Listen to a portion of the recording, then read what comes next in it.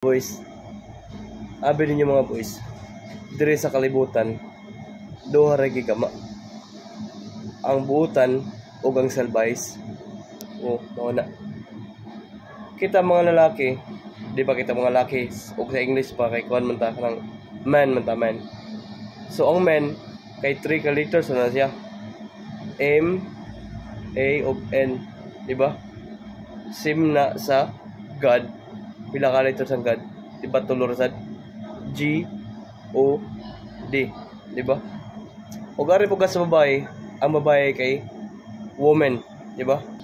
5 ka letters ang woman, W O M A of N, di ba?